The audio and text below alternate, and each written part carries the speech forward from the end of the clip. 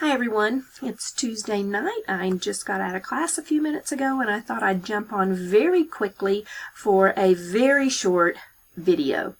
I wanted to just give you a very quick reminder that this week, Module 12, we are not going to have a discussion.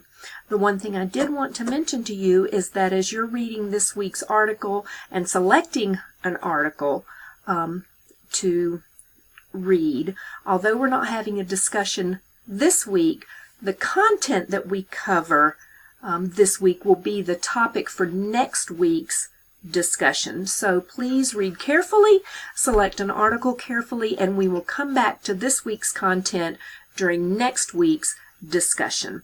The only thing that you have this week is the readings and a self-selected reading, and then completing the 2 peer reviews. I hope this gives you all a chance to sort of take a breath and catch up, as the last 3 weeks we do have assignments due every week.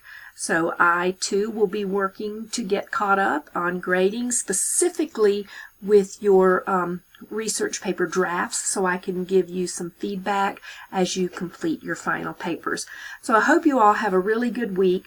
Again, as you do your readings this week, no discussion board, but focus on the content because it will be the center of our discussion topic for next week.